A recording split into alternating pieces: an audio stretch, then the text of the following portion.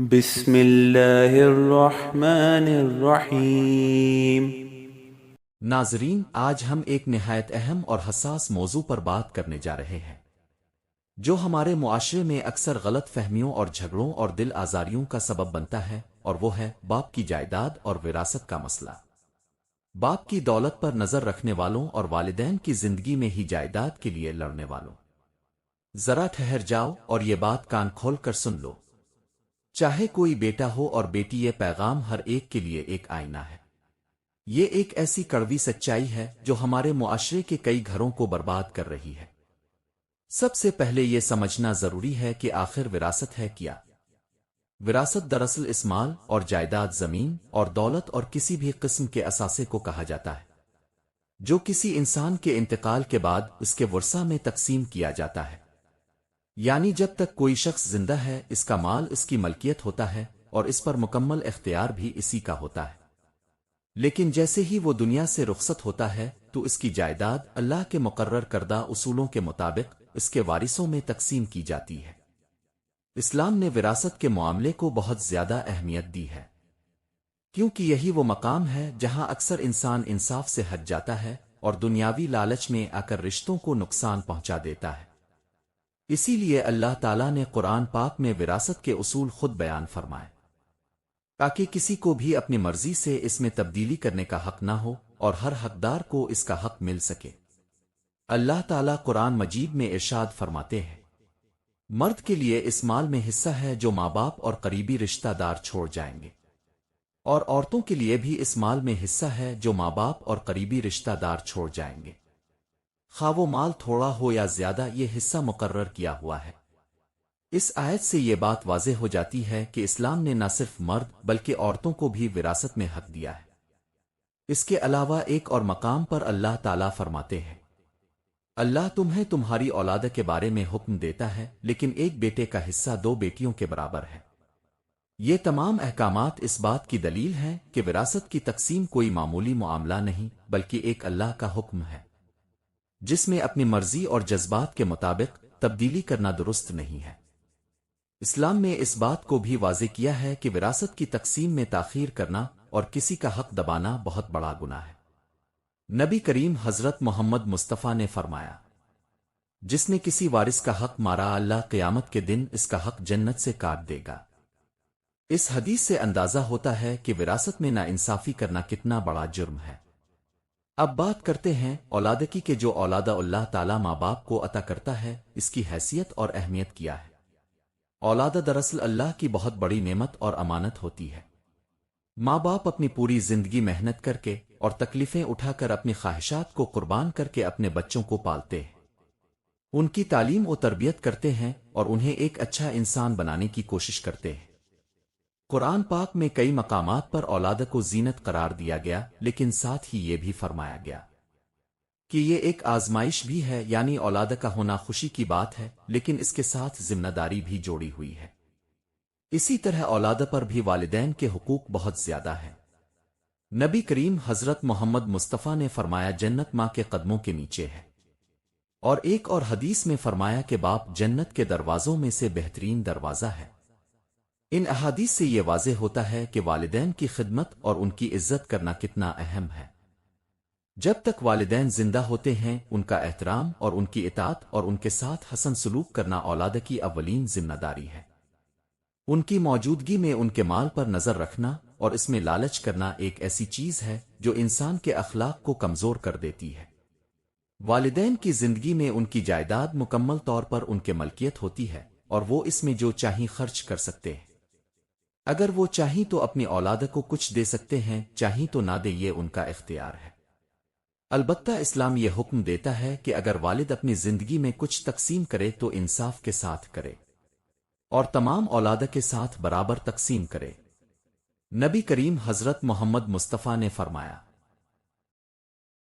اپنی اولاد کے درمیان انصاف کرو، اور اس حدیث سے یہ بات معلوم ہوتی ہے کہ اگر والد اپنی زندگی میں کچھ دینا چاہے تو اسے کسی ایک کو زیادہ اور دوسرے کو کم نہیں دینا چاہیے، بلکہ انصاف کو مد نظر رکھنا چاہیے۔ ہم اکثر دیکھتے ہیں کہ ابھی باپ زندہ ہوتا ہے اور اس کی سانسیں چل رہی ہوتی ہے، لیکن اولاد کی نظریں اس کی زمین اور اس کے مکان اور اس کے بینک بیلنس پر ٹک جاتی ہے۔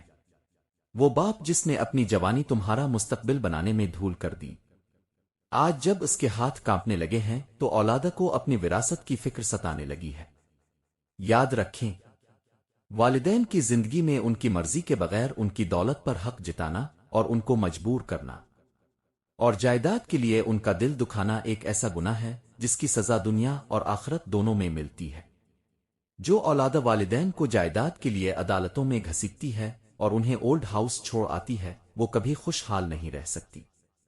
اب یہاں ایک اہم نقطہ سمجھنے کی کوشش کرتے ہیں کہ والدین کی زندگی میں اولاد وراثت میں حصہ مانگنے کا حق نہیں رکھتی۔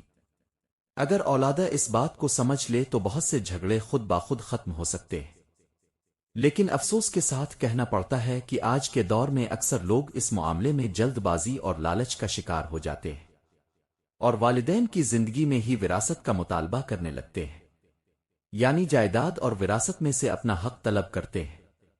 اسلام اس بارے میں کیا کہتا ہے؟ سب سے پہلے یہ بات ذہن میں رکھنی چاہیے کہ وراثت کا حق صرف اس وقت پیدا ہوتا ہے جب کسی شخص کا انتقال ہو جائے۔ اس سے پہلے وراثت کا کوئی تصور نہیں ہوتا۔ لہذا اگر کوئی اولاد اپنے زندہ والد سے وراثت کا حصہ مانگتی ہے تو شرعی طور پر یہ درست نہیں ہے، کیونکہ وہ چیز ابھی وراثت بنی ہی نہیں ہے، وہ ابھی بھی والد کی ملکیت ہے۔ البتہ اگر اولاد ادب و احترام کے ساتھ اپنے والد سے کسی مالی مدد کی درخواست کرے اور کسی ضرورت کے تحت کچھ مانگے تو یہ ایک الگ بات ہے، لیکن اسے وراثت کا حق سمجھ کر مانگنا درست نہیں ہے۔